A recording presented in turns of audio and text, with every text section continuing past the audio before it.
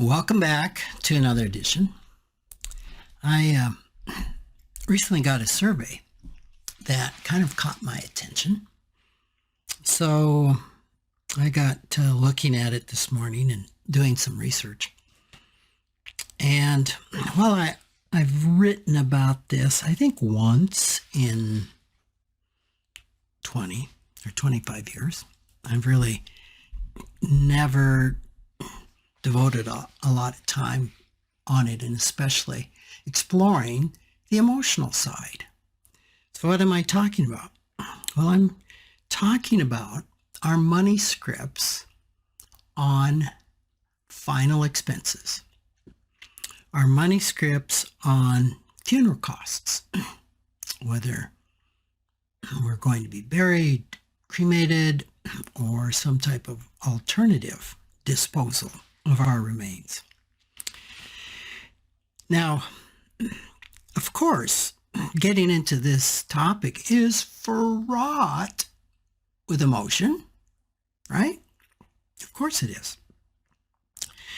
And it would be really easy for me to venture off into the emotion of death and dying, which is huge, right? It's something we, as a society, avoid, resist, try not talking about. And I see this with my clients. At one point in time, I thought, it's almost negligent of me as a financial planner to not be addressing or helping clients with their actual memorial or funeral plans. What do you want in the way of a funeral? Where would it be? Who would be involved in it? I mean, just all the details. And I started doing a lot of research into plans. Certainly there's something out there, that I could incorporate very easily into our estate planning module. And after a little while, I gave up because there wasn't anything, quote, out there. There was nothing that was kind of cookie cutter. It was a huge topic, and one that I found that clients did not care about or embrace, much the way that I found that clients didn't really care about ethical wills. And I think I've said that before on the podcast, how I went to a training in basically writing a last letter to your heirs on what was important in your life and what you hope that they would take away or know. It's like, what would you most want to say to your heirs?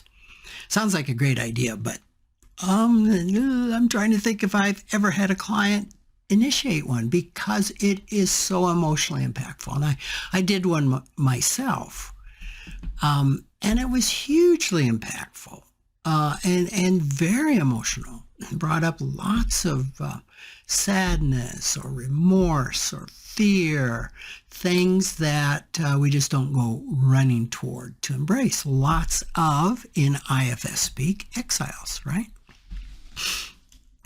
So I'm not going to get into all the emotions of dying. I'd like to kind of keep this balanced on the financial side of dying. But we make up a lot of money scripts around this, and there's a guy that's worth looking up. His name is Josh Slocum. He's executive director of the Funeral Consumers Alliance and co-author of a book called Final Rites: Reclaiming the American Way of Death. And he's done a lot of interviews over the last 10 years, and I have quoted him once before, and I found an interview he gave in June of 2018, where he said, "We are led to believe that we might not care as much about our parents unless we have X, Y, Z. But all of these are made up stories. X, Y, and Z meaning this type of funeral or this type of burial, etc. But we have all these made up stories, which he doesn't know what we call those, but those are money scripts. All these made up stories that we allow ourselves to be told. And the only people who benefit are the storytellers, i.e. the funeral homes. So he's quite a critic of the U.S. funeral industry and what it's become, and his comments are worth noting. I don't know if I finished this June 2018 interview. Is in digital-dying.com. Well worth reading. And in another source that I visited in putting all this together, it said that our beliefs on final expenses, i.e. money scripts, come largely from our family, our culture, and our religion. Well, is there any surprise amongst listeners to this podcast that family, culture, and religion would influence our money scripts? Of course they would. And about 33% of all of our money scripts in this one survey came from that source. Another interesting stat that I came across was that money scripts on funeral expenses go so deep that 2/3 of Americans say they would do final expenses differently if money was not a factor. Wow. Now I'm trying to think of the exercises that I helped develop, way back in 2005, to help a person come up with all of the money scripts that they have. I suppose I could take a look very quickly at a book and see if what's in there. But we would list just a whole list of things. So I would say, okay, what do you believe about money and spending, money and religion, money and spirituality? And actually, this is on page 86 of Facilitating Financial Health. We call it the Money Scripts Brainstorming Exercise. And I see that the fourth one listed on here is money and death. But that's not very specific, right? As I'm looking at this list, I don't see anything on here about money and funeral expenses or money and final expenses, which is kind of interesting because honestly, it's never something I have thought much about. For those of you that think money scripts is a one and done exercise, it is not. Here I am, not quite 20 years later, still finding out areas of money scripts that I haven't even thought about. So this is kind of unplowed ground for most of us, and including myself. So that was really interesting to me, that 68% of Americans would do things differently if money was no factor in burial. Now, I have to say, this is not something that I address in financial planning with clients. Not at all. We historically put in about a $10,000 figure for final expenses, which is generally the cost of a traditional funeral. I would say it probably comes as no surprise that our average client is of means. Our average client, when it comes to financial planning, is in the top 3% of all Americans. So it's not surprising this is an area that I don't address much. I also don't address this area much with my financial therapy clients. Now, I would guess, I haven't thought a lot about this, but you guys are used to me thinking on the fly on this podcast, that probably my financial planning clients are older than my financial therapy clients. But I just don't ever remember. And how long have I been doing this? 3 years? 2 or 3 years I've been doing IFS, Informed Financial Therapy, with folks, of costs for a funeral ever coming up. And yet, 68% of Americans would do something different if money were not a factor. And what would they do differently? They would lean toward more traditional burials, i.e. caskets, and cremation, which are the two most expensive options. And you might be surprised, because you might think, almost as I have, what other options are there, right? Except maybe having your remains made into a diamond or a ring or something like that. But still, that probably costs more than the average cremation, right? So, if you're still with me in this podcast, I can appreciate that. Reducing funeral and burial costs probably isn't top on your list to cover on date night with your partner or your financial advisor. Yet it is on the minds of 2/3 of Americans. But still, saving for your funeral, saving for the way you're going to be disposed, I just don't think probably has the same excitement as saving for a vacation to the Bahamas, or even an IRA. I've joked a lot that, okay, ask the normal brain, what gives you more juice, saving for a vacation to the Bahamas, the sun, the sand, the sea, the wind, relaxing on a beach, or an IRA where you get a statement every month. So I've kind of downplayed, and it's really true to the brain, to save successfully, we've got to have the same juice on saving for the IRA as for the Bahamas. And that happens when we can envision what we would do with that IRA in 10, 20, or 30 years. And that maybe we'd be living at the Bahamas, not just visiting. So I digress a little bit there, but it's the same with funeral and burial costs. It's just not exciting. So it was interesting that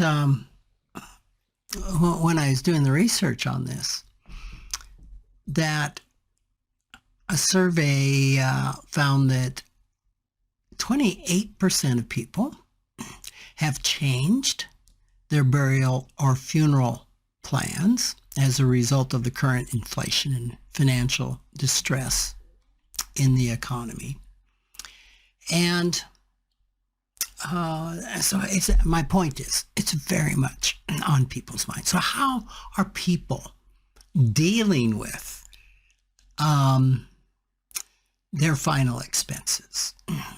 What are the money scripts around this? Well, the most popular way that people plan on dealing with their funeral expenses is to have a funeral insurance or a prepaid funeral plan. That's 39%.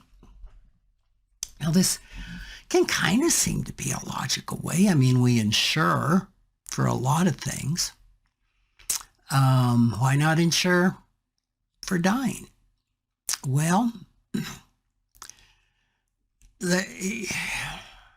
in most cases, insurance whatever event we're insuring against is not a finality. For example, I insure my home against burning down or being blown away. I insure my car against being hit or me being sued. None of those are eventualities. But dying is certain. So if I'm going to insure against a certainty, it might be reasonable to assume that these plans are going to be very expensive because it's going to happen, right? And insurance companies need to make a profit. So this goes into taking a look at these policies, and it really means you've got to pay a lot of attention. Now, honestly, I have never looked at a prepaid funeral plan or a plan bought for funeral expenses that I thought was good. Almost in every case, they either didn't cover what the people thought that they would cover, or they were capped in some way or just deficient. And most, I can remember some where the rate of interest, a lot of them are just whole life policies. And you could do better just saving the money in a savings account or investing it in a balanced mutual fund over a period of time. And there is an article that appeared in aarp.org. I think it first appeared in 2020. It was updated in April of 2023, called Prepaid Funerals, a Grave Error. And again, Slocum, that I quoted before, was quoted in this article as saying some prepaid plans can actually cost you more in payments over time than the amount they'll pay out on your funeral.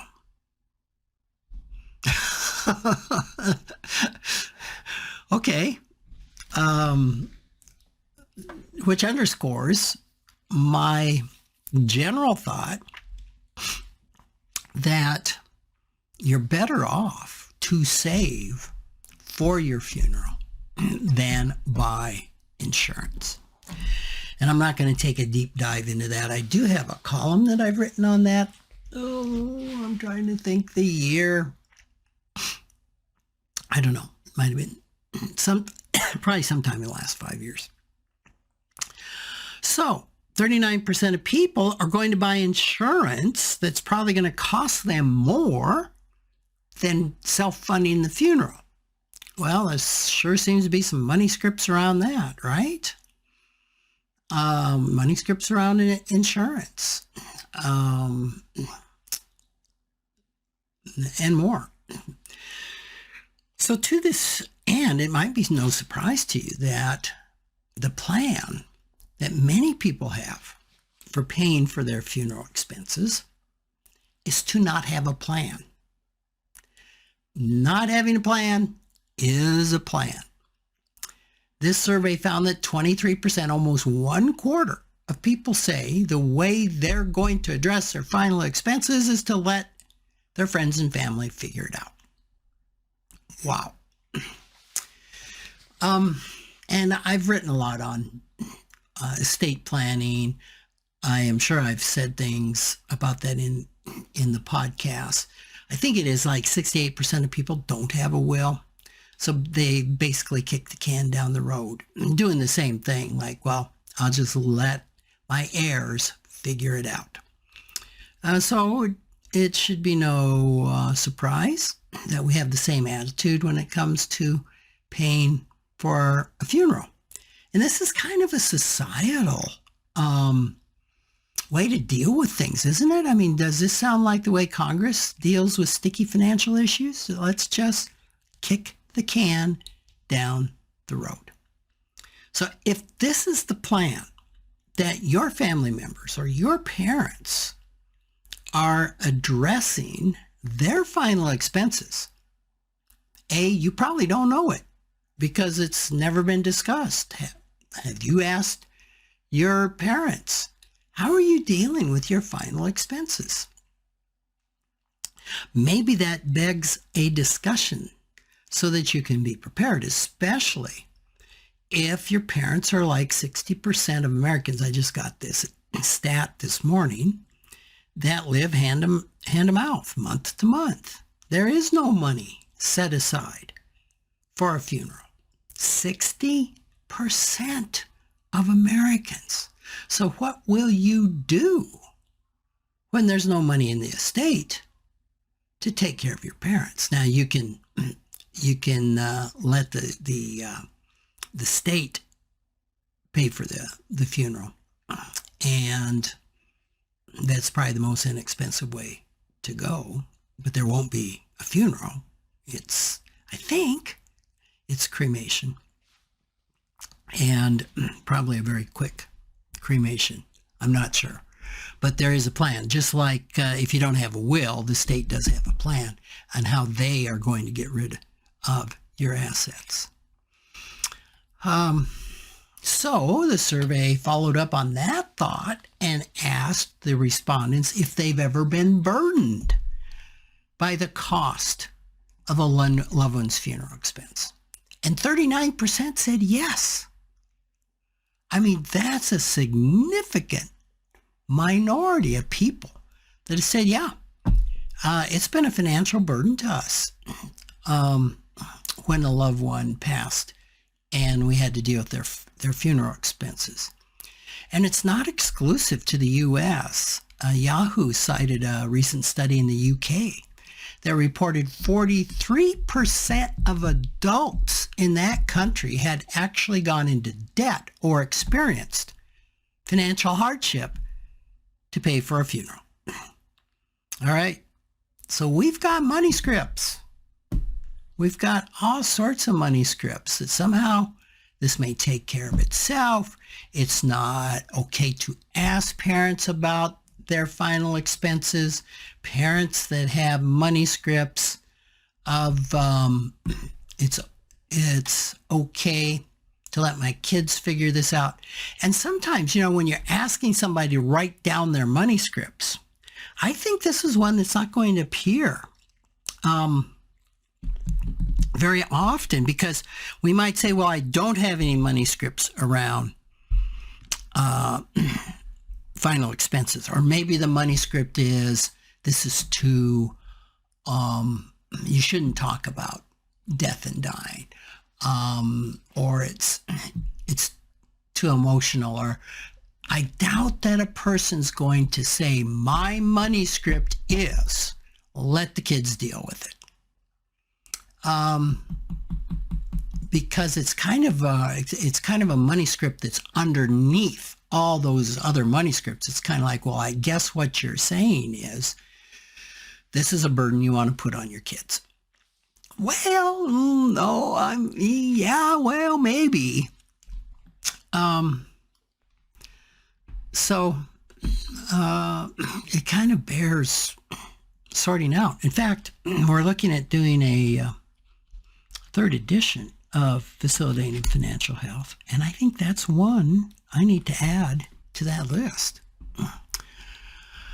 Okay, so what do Americans choose for the way that they want to be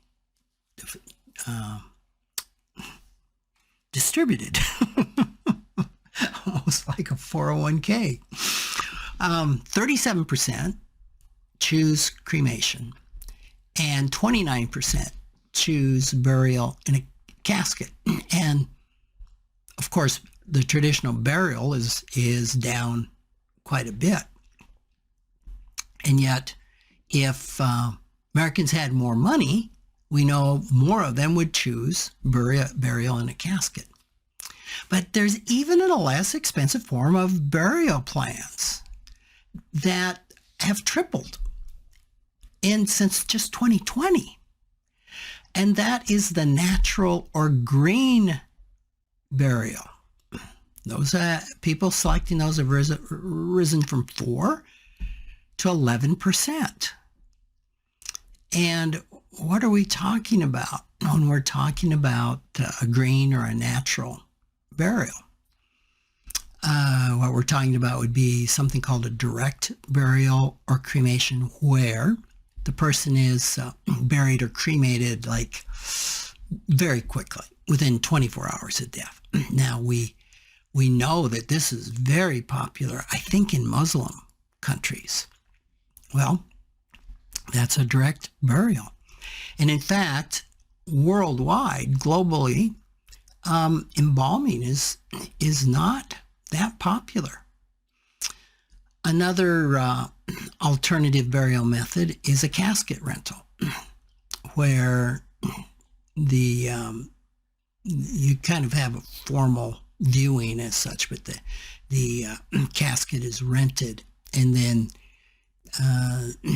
the remains can be disposed typically either by burial or cremation. There's also something popped up called do-it-yourself funerals, purchasing caskets online, having the final viewing at home or where the person dies by keeping the person on dry ice. I know that sounds kind of morbid. It all is morbid, right?